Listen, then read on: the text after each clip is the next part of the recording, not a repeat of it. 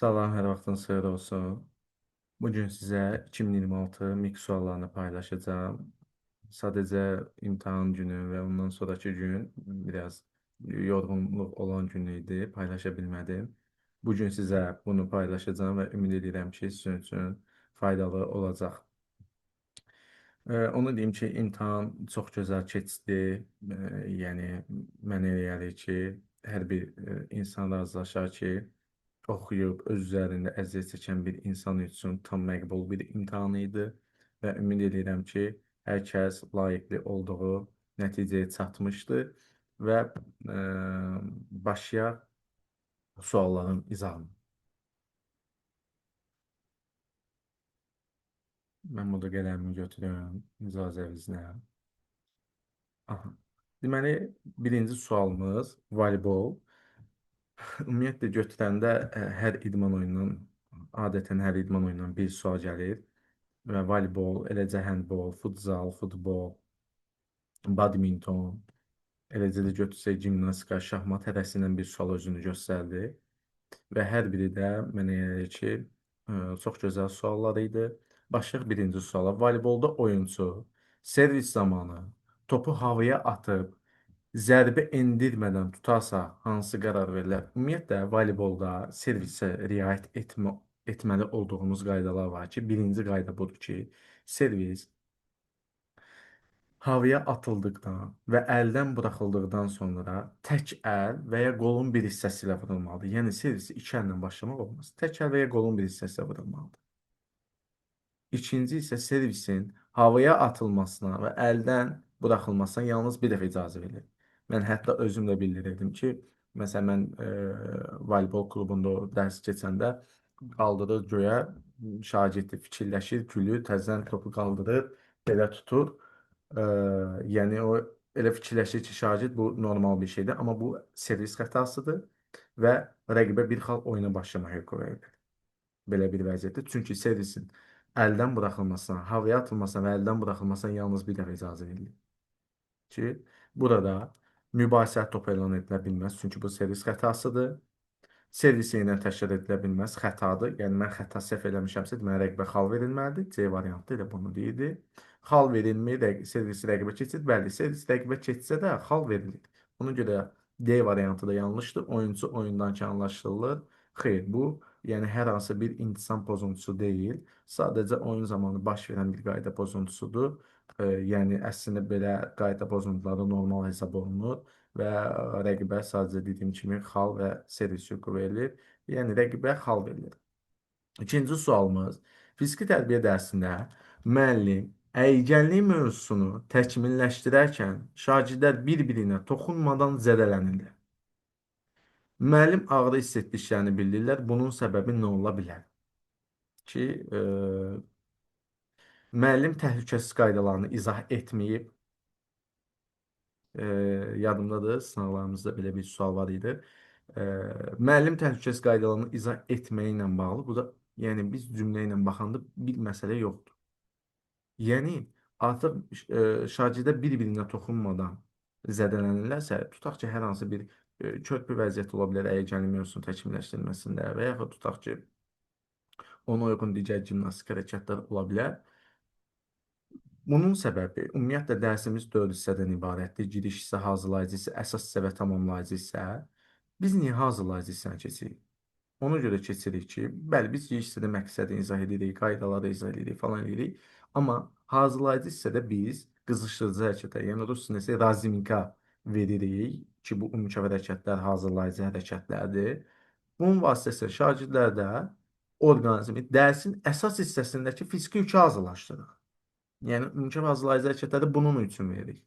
Əgər müəllim bunu verməyibsə, biz bilirik ki, əsas hissədə zədələnmə olma ehtimalı çoxdur. Hətta nəinki fiziki tərbiyə dərsi, istənilən idman növü olsun, güləş olsun, cüdo olsun, boks olsun, futbol olsun, digər top oyunları olsun, hər birində isinmə hərəkətləri var. Bunu bilirik.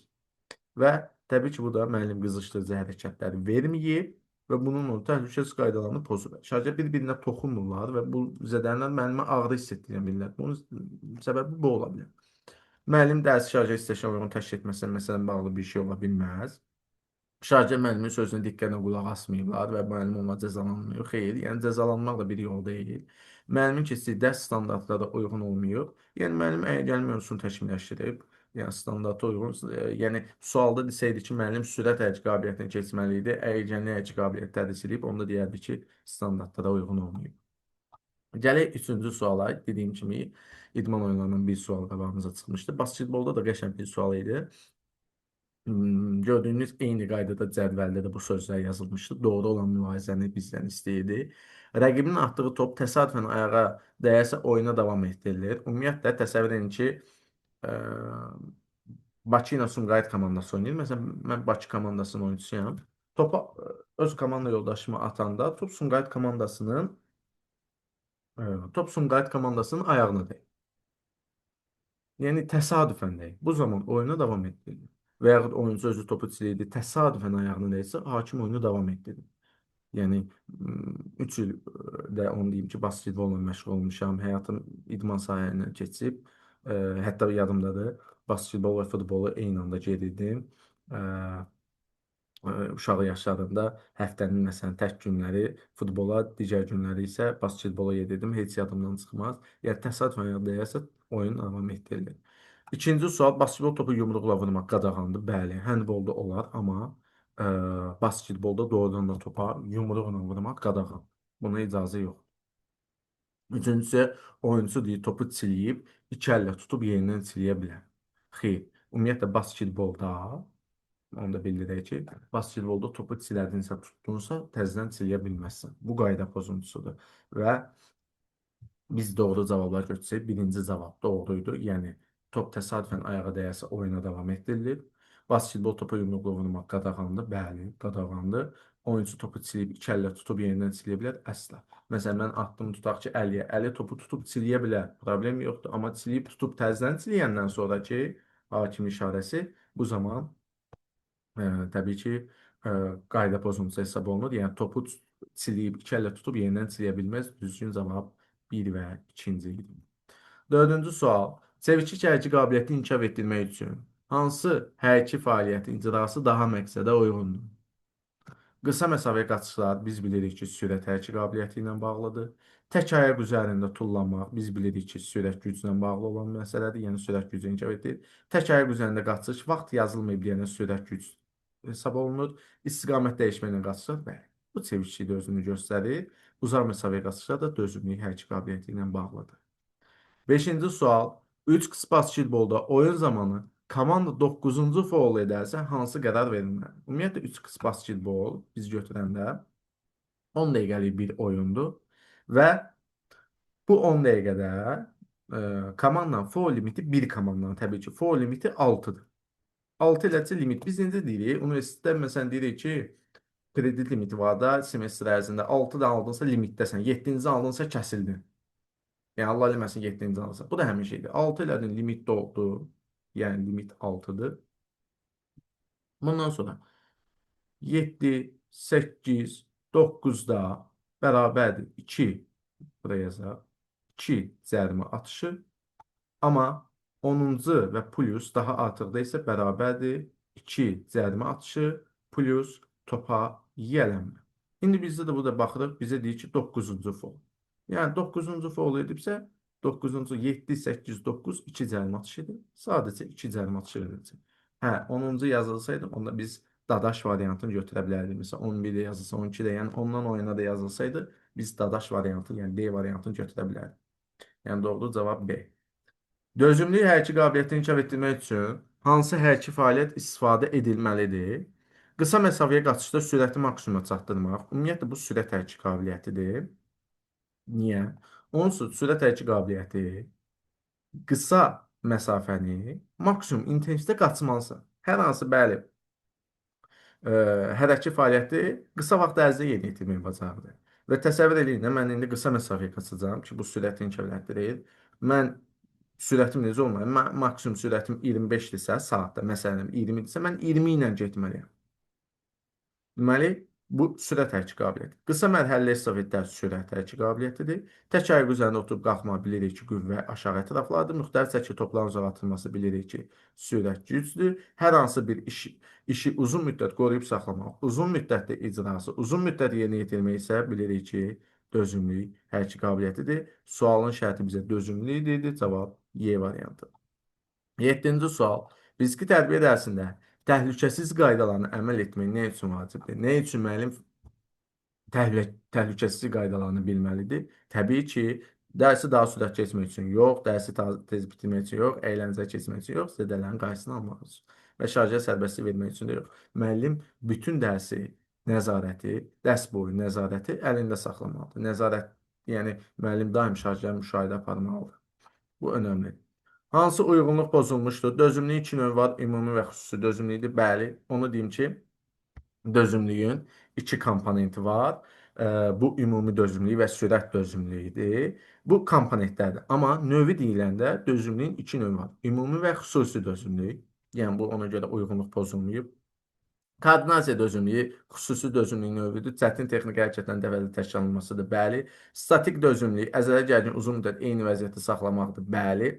Dinamik dözümlülük yüngül əzələ hərəkətlərin nisbətən sakit tempdə, lakin uzun müddət icrasıdır. Bəli deyərdik, amma burada bir söz bizi necə aldadır? Yüngül yox, dinamik dözümlülük ağır, əzələ hərəkətlərinin nisbətən sakin tempdə, lakin uzun müddət icrasıdır. Yəni bir sözlə D variantı bizə variantı tapmağımıza kömək olur. Və Y variantı dözümlü anlayışı hər hansı bir işin uzun müddət icrasını yerinə yetirmə qabiliyyəti kimi başa düşülür. Bəli. Yəni uyğunluq pozulub, yəni yanlış olan D variantıdır. Gimnastikaya aid olan dayaqlı tullanma haqqında verilənlərdən hansı yanlışdır?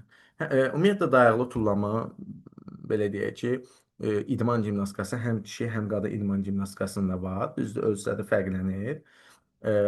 Yeganə bu həm kişi, həm qadına daxil olan şeydir ki, burada qaçışdan istifadə olunur və qaçış zolancığı dediyi 25 metrdir. 7 fazası var. Qaçış, körpə sayış, təkan, uçuş, ayət istinaddan uçuş və yerə həm ki, həm qadın idman jimnastikasına daxil olan alətdir, bəli, özünü göstərir.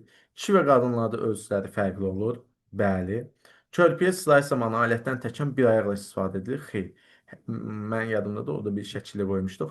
O şəkildə ki, dərs zamanı biz keçəndə hər iki ayaqla istifadə etmək lazım. Uzunluğu 25 metr qaçdığına istifadə. Bəli, slayt zamanı əllə dayaq alətdən toxunmaq mütləqdir, bəli. Yəni orada hətta bir 7 fazasından biri var ki, alətə istinad. Yəni körpə slayt zamanı alətdən təkan bir ayaqla yox, hər iki ayaqla istifadə olunur.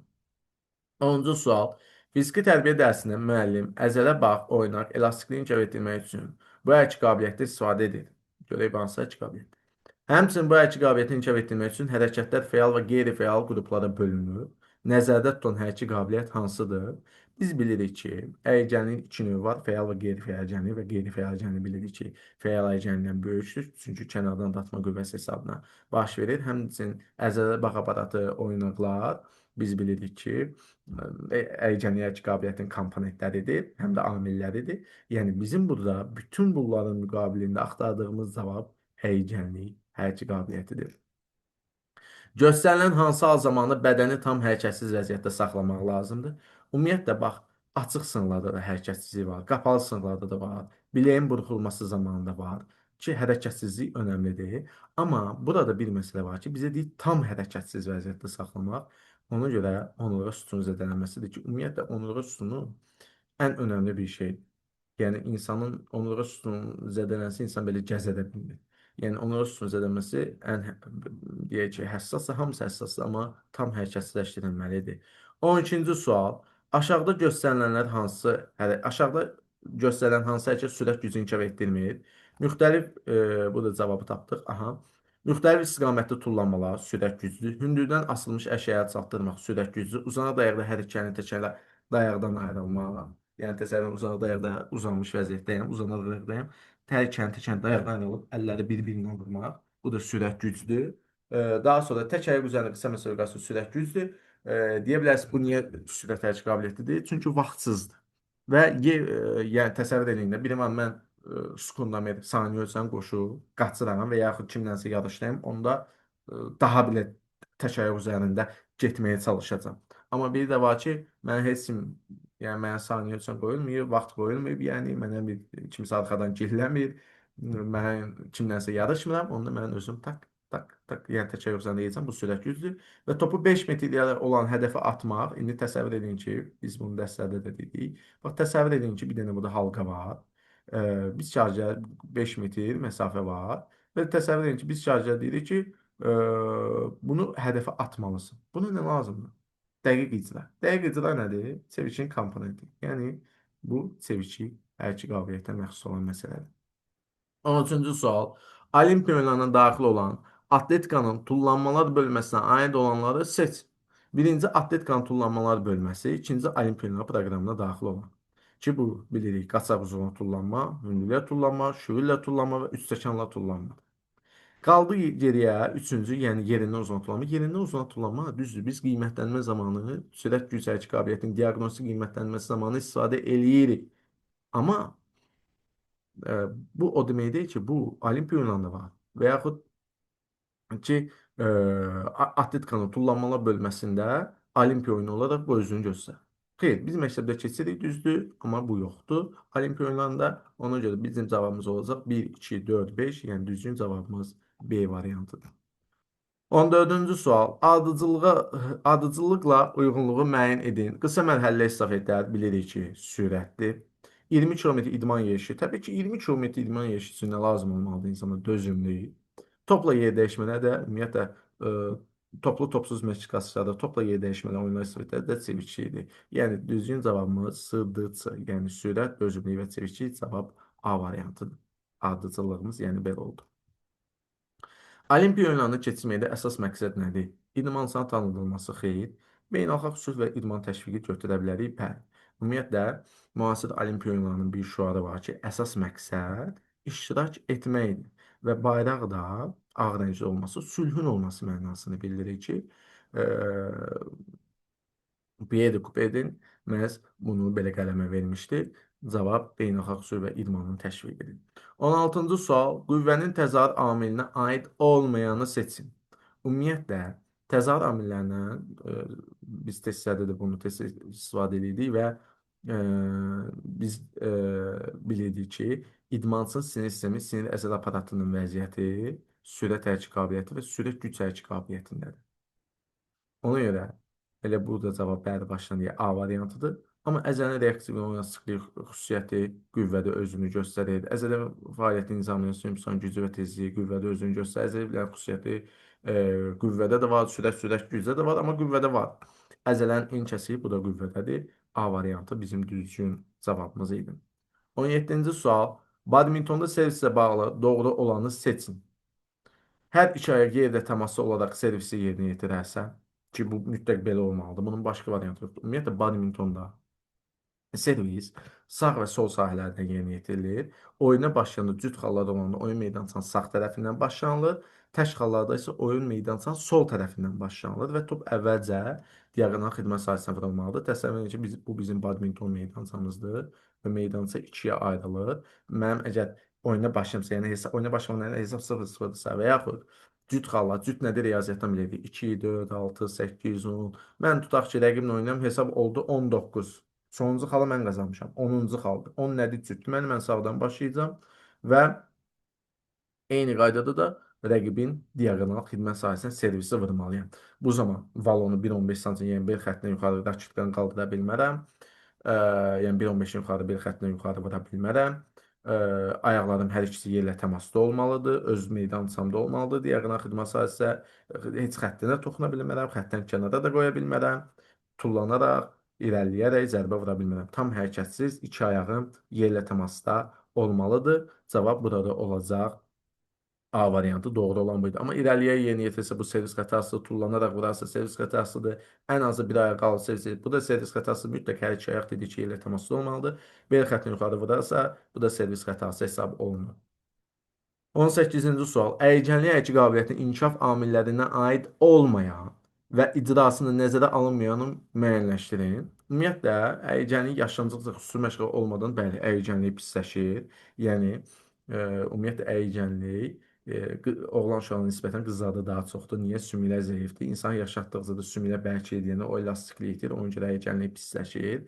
Yəni yaşlandıqca xüsusi məşğul olma əyicənlik pisləşir. Bu doğrudur. Onun üstünə xətt çəkirik. Yəni daha doğrusu əyicənliyə də aiddir. Əzələ daxili koordinasiya inkişaf amillərindən biridir. Bəli, oynaqlar mütəşəkkil, əzələ bağ-aparat elastikliyi, əzələ daxili koordinasiya, yəni bunlar hər biri əyicənliyin inkişaf amillərindən biridir. Eyni zamanda C variantı hərəkətin icrasına və orqanizmin kifayət qədər qızışdırılması, bu da bəli, inkişaf amillərindən biridir. Hətta mən burada sizə aça da bilərəm, bir dəqiqə. Burada da özünüz görə bilərsiniz.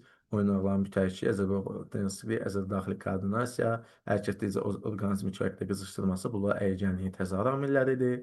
Onun üçün bunu üstə xətt çəkir. Hətta bunu da orada gördük. Bu da təzahür amillərindən biridir. Amma əzələ işin yerinə yetirərkən yorulma zamanı fizioloji funksiyanın dayanıqlığı bu bilirik ki, dözümlülük hər iki qabiliyyətinə aiddir. Bunu da biz dözümlükdə görə bilərik ki, bu dözümlüyə aid olan bir məsələ idi. Yəni həyəcanlıya aid deyildi. Ona görə də cavab Y variantı. Handbolda qapıcı qapını müdafiə edərkən top qapıcıya dəyib ön xəttdən çıxarsa hansı zərbə təyin olunur? Ümumiyyətlə mən buradan bölüm tapa bilsəm, ə, ümumiyyətlə bir şey deyək ki, yox, bu da açmamışam. Ə, Yenə deyirəm, ümumiyyətlə imtahana hazırlaşan zaman çox güclü şəkildə hazırlaşmaq lazımdır və ə, hətta deyərdim ki, oyunlara belə baxmaq lazımdır. Yəni tutaq ki, həndbolu oxuyursan və bunu tutaq ki, ola bilər oynaya bilmirsənsə, idmanda çox sahəli bir ixtisaslı, ola bilər basketbol bacarsan, ola bilər handbol bacarmırsan. Bu zaman yenə də o deməkdir ki, bunun təhlilini aparmayaq. Apara bilərik, hətta tətbiqini həyata keçirə bilərik, təhlilini həyata keçirə bilərik, oyunlara baxa bilərik ki, bu çox məqbul bir şeydir.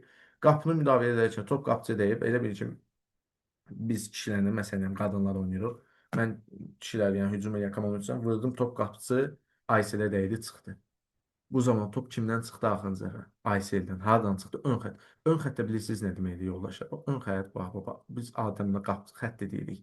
Bax, ön xətt budur. Futbolda bilirik də, buradan qapıdan çıxanda küncdən zərbə olur. Futsalda da. Amma mən tutaq ki, bu da 6 metrlik sahədir. Mən də özümü qoyum ki, qara fərz edeyim. Mən topu götürdüm, vurdum, top qapıcıya dəydi, ön xəttdən çıxdısa, qol olmadısa, təzədən qapıcı tərəfindən həyata keçirilir. Yəni qapını müdafiə etmək məqsədilə top ön xəttdən qapıcıya dəyib ön xəttdən çıxsa, bu qapıdan zərbədir. Düzdür, məndən də çıxsaydı qapıdan zərbə idi, qapıçının özündən də çıxsa qapı. Hə, müdafiəçiyə deyib çıxsaydı nə olardı? Onda ümumiyyətlə bir şey bilək ki, həndbolda künc zərbəsi yoxdur. Elə avtomatik orada xətt çəkməliydi üstünə. Həndbolda yan xəttdən ön xəttin kəskin nöqtə bax, düz buradan başlanılır. Amma düzdür, küncdən başlamaq həndbolda künc zərbəsi termini yoxdur. Məsələ budur, yan xəttəndir. O müdafiəçisindən çıxsaydı, onda yan xəttdən. Amma qapıçıya deyib ön xəttdən çıxıbsa, bu qapıdan zərbədir. Düzgün cavab qapıdan zərbə olacaqdır. 20-ci sual. Ə, Hansı hərəkət əyicənliyi inkişaf etdirmək üçün istifadə oluna bilər? Ə, Gimnastika bilə sırayış, bu bilirik ki, sürət güclüdür. Gövdənin büküb açılması qüvvə, yəni bu Azərbaycanda gövdənin büküb açılmasıdır. Biz öyrəşmişik buna press deyə, bu qüvvədir. Körpü vəziyyəti, yəni musuza getmək biz bilirik ki, bu əyicənliyə qabiliyyətdə həm də kiçik summativ qiymətlənmə zamanı əyicənliyin qiymətlənməsi zamanı istifadə olunur. Tunikdə dartılma qüvvədir, 3-15 qaçışı çeviklikdir. 21-ci sual. 2020 Tokyo Yay Olimpiyalarında idmançılarımız hansı nəticəni göstərmişdir? 2020-ci ildə biz 7 medal qazanmışdıq. Bu 7 medalın yoldaşı. 3-ü gümüş idi, 4-ü də birinci medal idi. Yəni cavabımız B variantı olacaq. 3 gümüş də bilirik ki, Rafael Ağayev idi. Karate bir dəfə 2020-də gəldi, getdi. Gümüş medal qazandı Rafael Ağayev, brilyantımız. Daha sonra Hacı Əliyev idi. Sərbəst güləş üzrə deməli gümüş medal qazandı. Bir də İrina Zaretska idi. O da karate üzrə gümüş medal qazandı. 3 gümüşümüz var idi, 4 birincimiz var idi ki, bunlar Maria Stanik sərbəst güləş üzrə birinci medal, Rafiq Hüseynov Yunan Roma güləşsə birinci medal, Alfonso Dominguez boks üzrə birinci medal ki, o 2024-də də gümüş qazandı və İrina Kındereskaya cido üzrə birinci medal. Yəni 3 gümüş, 4 bürünc 2020-ci Olimpiyonunda medal qazandıq. Futbolda qapıçı zərbəsinə bağlı verilənlərdən hansı yanlışdır? Qapıçı zərbəsinə dəyib qapıça birbaşa vurulan qol qeydə alınır. Bəli. Qapıdan zərbə futbolda ayağı ilə başlanılır.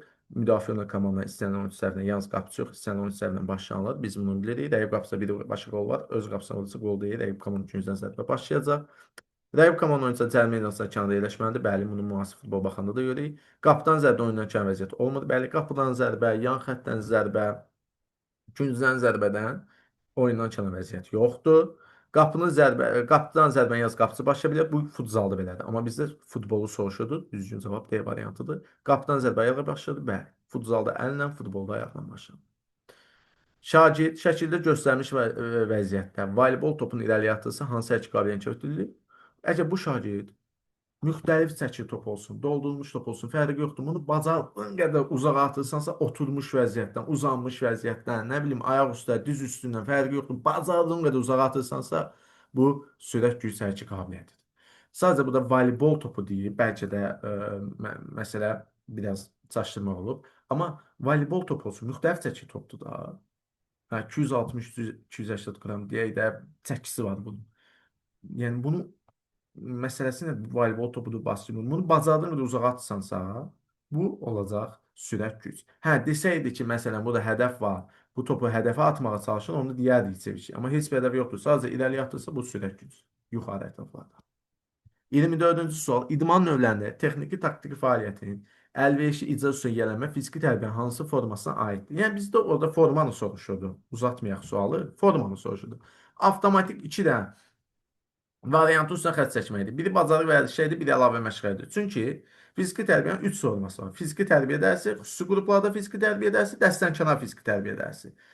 Bacarıq vərdişləri daxildir məzmun xəttinə. Amma bacarıq vərdişi adında forması yoxdur axı fiziki tərbiyənin. Bacarıq vərdişlər də özü fiziki tərbiyə dərsinin formasının içindədir.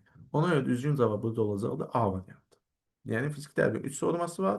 Bunlar da, yəni sualın şərhindəki idman növlərinin texniki taktiki fəaliyyət əlverişli icra fiziki tərbiyə dərsinə aid. Futzalda qapıçı topun qapıdan oyuna daxil edilməsi zamanı topu əllə havaya atarsa, sonra ayaqla toxunarsa nə olar? Bax, bu futzalda qapıçı məsələsində bir şey götürək ki, futzalda mən qapıçıyam. Əllə başlayıram və futzalda qapıçı yalnız qapıçı əlindən başlanır. Futbolda müdafiə komanda istənilən tərəfindən başlanır. Futzalda isə yalnız qapıçı əlindən əllə başlanır. Mən qapıçıyam. Bunu əllə kiməsə ötürməliyəm və ya atmalıyam. Əlim. Amma mən bunu attım havaya. Sonra ayaqla yerə dəyməmiş attım havaya. Sonra ayaqla vursam, artıq bu olacaq. Zərbə yerindən təşkil edir. Amma qapıçı topu əllə atsaydı, top havada yox, yerə değsəydi artıq təzədən ikincə və ayaqla və əllə öz zərbə meydançasına toxunsaydı, olacaqdı sərbəst. Yəni bu da deyir ki, top yerə toxunmayıb, top havada qalıb, ikinci ayaqla toxunub, bu zaman zərbə yenidən təkrar ediləcəkdir. Gəlirik 26-cı suala, sıra azlığına bağlı bir sual idi. Fiziki tərbiyə dərsi mənim sahəsi bu komandalara verir. Sıra sayını müəyyən et, geriyə dön və dağıl. Uyğunluğu müəyyənləşdirin. Sıra sayıyla say. Ümumiyyətlə, şagirdin sayını müəyyən etmək üçün 1, 2, 3, 4, 5 sıra sayıyla say komandası verilir. Yəni, biz bunu 1A götürəcəkdik. 2. 180 dərəcə istiqaməti dəyiş. Biz bilirik ki, geriyə dönmə sol tərəfdən yerinə yetirilir və 180 dərəcə istiqaməti dəyişiriksə, bu geriyə dön komandasıdır. Ona görə 2C olacaqdır. Dağıl komandası şagirdin sərbəst fəaliyyət üçün dağılışırlar, gəzişirlər. Bu da deməli B komandasıdır. Ümid edirəm sıralama düzgün qoydum. A, C, B və burada cavab B variantı olacaqdır. Yəni sıralama səhv eləməmsə düzgün qoydum. A, A-dır, bəli. B, 2C-dir, bəli, düz qoymuşam. Gəldik Zülal, ən çox hansı qida vasitəsində olur? Ümumiyyətlə, həm idmanla məşğul olmaq, həm də uşaqlar o fiziki tərbiyə dərsində təbii ki, fiziki hərəkətlərlə icra olunarkən mütləq qida məsələsinə xüsusi diqqət yetirməlidirlər.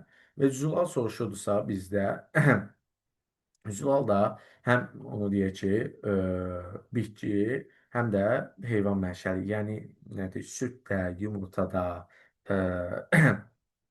belə deyək, ətdə falan olur və gündəlik tələbat 35-40 qramdır. Bu da 100-150 qram insan gündəlik tələbatı 35-40 qramdır.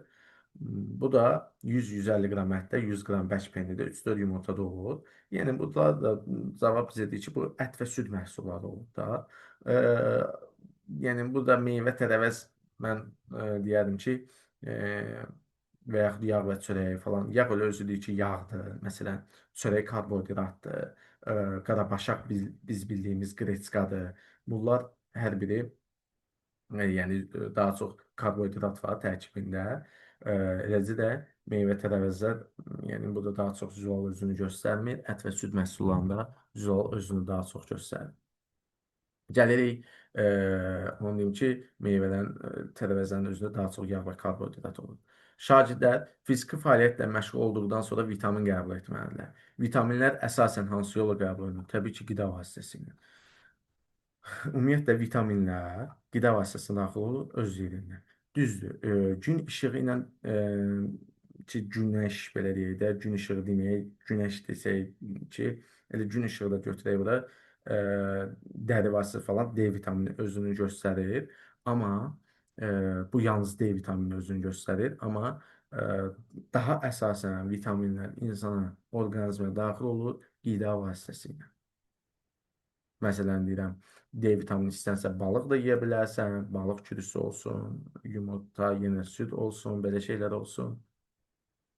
K vitaminində daha çox bu bitkilərdən istifadə, nə bilim, gömgöyərtidən istifadə eləmək olar. C vitaminində meyvələrimiz var ki, bilirsiniz, portağal, limon falan bunlardan istifadə eləmək olar. A vitamini məsələn burada da götürə bilərik, nə bilim, almanı götürə bilərik, meyvə kimi, nə bilim, bundan başqa digər qida vasitələrini götürə bilərik. Burada da müəyyən qədər balıq özünü göstərir. Yəni qida vasitəsindən daxil olur.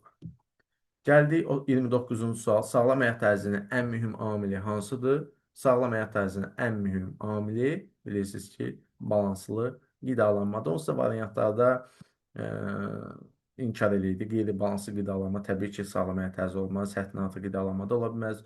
Az su içmək də ola bilməz. Qidalanmadan dərhal sonra yatmaq da düzgün deyil.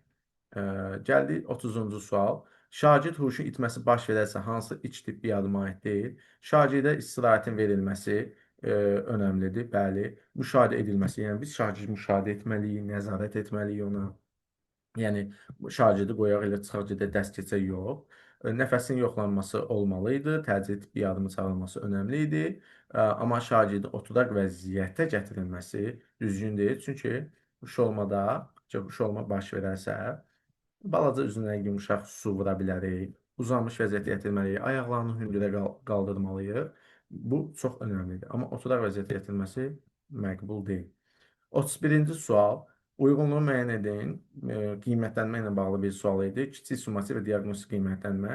Ümumiyyətlə, birinci kiçik summası qiymətlənmə yazıb deyənə baxaq. Kiçik summası qiymətlənmə, məsələn, 60 metr məsafəyə qaçışdır. Sürət hərəkət qabiliyyətində 6, 7, 8, 9, eləcə də 11-də istifadə olunur. Bir də voleybol topunun oyuna daxil edilməsidir. Yəni, voleybol topunun oyuna daxil edilməsi, basketbol topunun səviyyədə atılması, futbol topunun qapıya vurulması, handbol topunun qapıya atılması, bunlar çevikçinin kesikəsində istifadə olunur. Yəni, biz burada bir götürdük B və Y-ni. 2 götürdük diaqnostik qiymətlənmə A-dır. 6 dəqiqəyə qaçış dözümlüyün diaqnostikasıdır.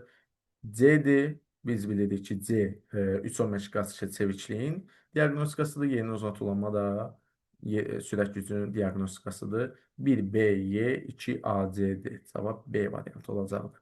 32-ci sual. Müəllim 3-10 məşq qaçışını şagirdə öyrədərkən dönmələr zamanı şagirdin sürətinin azaldığını müşahidə edir. Dönmələr zamanı. Ümumiyyətlə, müəllim məşq qaçışı verir. Mən burada bir şeydə baxacaqdım. Baxın, məşq qaçışı budur. Məşq qaçışı odur ki, 3 sonda, yəni gəldin bura vurdun əlvi, tap gəldin bura, 1, döndün, 2, 3, yəni bu məşq qaçışıdır. Məsələ uşağın bu qaçmasında deyil, kəskin bu dönmə zamanı gecikməsində. Mən hətta dəstə vaxt belə bir şey deyirdim. Mənim yadımdadır, 2-3 il bundan əvvəl məktəbdə şagird yarışdırdıq. Məsələn də 2 oğlan şagirdi yarışdırırdıq. Biri buradaydı, biri buradaydı. Heç yadımdan çıxmaz. Bir dənə də bura belə konus qoymuşduq, heç yadımdan çıxmaz. Təsəvvür edin, bu şagird qat-qat sürətli idi, amma finişə gəlib bir çatırdılar. Bu necə ola bilərdi? Məsələ, bu uşaq sürətli qaçırdı. Bu uşaq ondan zəif qaçırdı. Amma bu gəlib dönəndə üzü orada itirirdi. Bu isə buradan tez dönürdü, daha çevik dönürdü. Bu dönmə artıq həmin sualda da buna oxşar bir şeydir. Gəlib deyirdi ki, 3-10 məşq şarjı öyrədərkən dönmələr zamanı şarjın sürətinin azaldığını müşahidə edildi. Mənim bu vəziyyətdə aradan qalmaq üçün hansı hərəkətdən istifadə etməliyəm? Təbii ki, qısa məsafəyə kəskin dönmə ilə qaçışlar verməliydim. Çünki uzaq məsafəyə kəskin dönmə ilə qaçış uzaq məsafəyə gedəcəkdim. Dözümlüyü. Amma bizə deyib 3-10 metr qaçışda. Yəni 3-10 nədir? 30 metr. 3'ü vurup. Yəni qısa məsafəyə bir şeydir. Tək ayaqla tullamalı qaçış, sürət güclü, müvazinəti saxlamaya da çevikçi idi. Amma sualın şərti dinamik çevikçi idi. Amma biz necə C variantı statik çevikçi götürürük? Statik çevikçi bilirsiniz nədir? Tək ayaq üzərində məsələn qalmaq. Müvazinəti qoruyursan da. Və yaxud topu baş üzərində qoymusan müvazinətlə o top oradan düşməsin. Müvazinəti saxlayırsan. Budur ki, sualın şərti dinamikdir. Ona görə C variantına üstə xətt çəkirik. Tək ayaq üzərində qaçış. Bu da sürət gücə aiddir. 33-cü sual. Şahmatda uzaq vura bilməyən fiqurları seçin. Ümumiyyətlə, şahmatda uzaq vuran 3 fiqur var. Yəni, bu sözün mənası nə qədər? İstənilən qədər uzağa gedə bilər. Bu da təbii ki, vəziri idi, topu idi və fil idi. Bunlar uzaq vuran bir fiqurdur.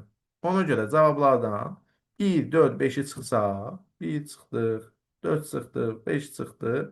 Burada da 5 çıxdı, qaldı 2, 3, 6. Yəni atdı, 2 xanələri, 1 xana sağa sola gedir. Yəni istədiyi qədər uzağa edə bilmir, uzaq vuran bir fiqur deyil. Piyadadır və şahdır. Piyada da yalnız bir dama irəliləyir. Başlanğıc gedişindəki vəziyyətdən asılı olmayaraq o heç. Bir də şahdır. Yalnız bir dama qala qurmağa çıxsaq. Qaldı 2, 3, 6. Doğru cavab budur ki, yəni at, piyada və şah uzaq vuran fiqur deyil.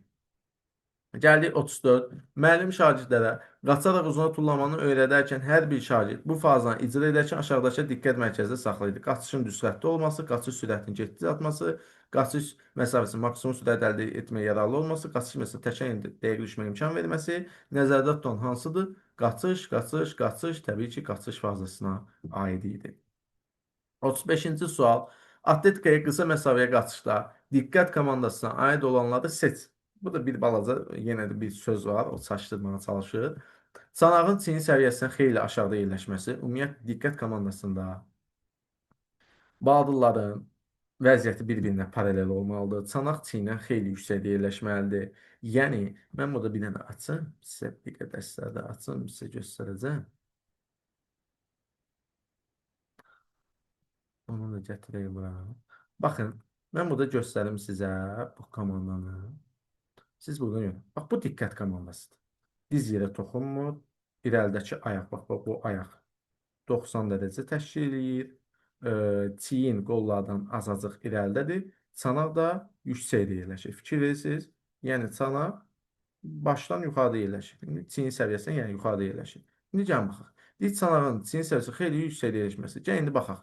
Çanaq, bax, bu insanın çanağıdır bu hissəsi. Çanaq çiyindən yüksəkdədir yoxsa aşağıdadır? Bu da deyir ki, xeyli aşağıda yerləşməsi. Ona görə bu variant diqqətə aid deyil. Ümumiyyətlə heç nəyə aid deyil. Səhvdir. İrəlidə qəbul yaşadığı dizon 90 dərəcə buzağa gəlməsi bayaq göstərdik, diqqətə aiddir. Çiyinin qollardan azacıq irəli keçməsi bayaq bax göstərdik, azacıq irəlidədir. Bu da diqqətə aiddir. İrəlidəki qıçın davamlı gücü ilə qıç oyunlarının tam açılması isə maş komandasına aid idi. Düzgün cavab 2 və 3 idi. 36-cı sual.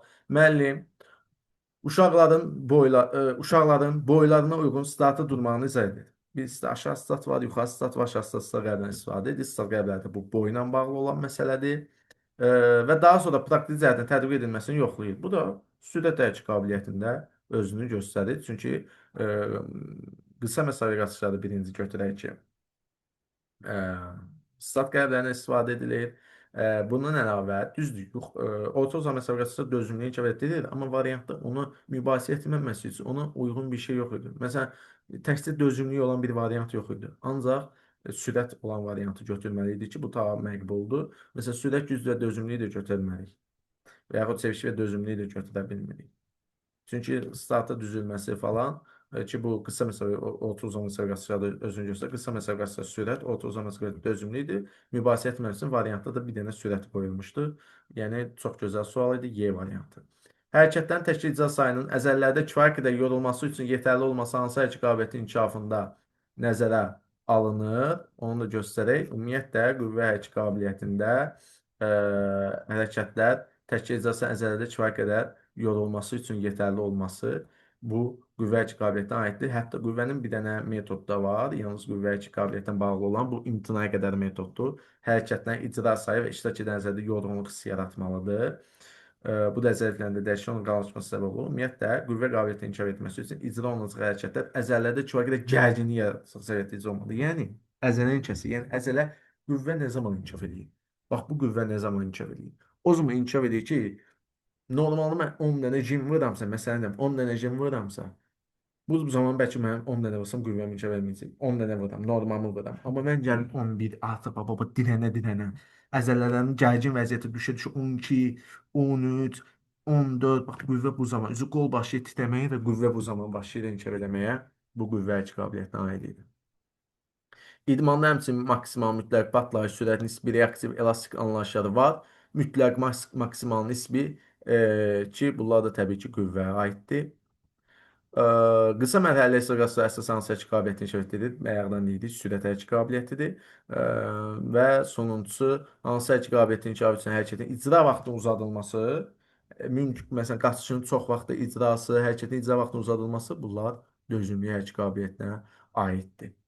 Yəni, biz necə deyirik, qüvvənin inkişafı üçün icra olunan hərəkətlər əzələdə kifayət qədər gərginlik yaradacaq səviyyədə icra olmalıdır. Hərəkətlər davamlı vaxt ərzində yerinə yetirilməlidir. Dözümlükdə də hərəkətlər bəli zəruri şərtlərdə hərəkətlərin davamlı icrasıdır.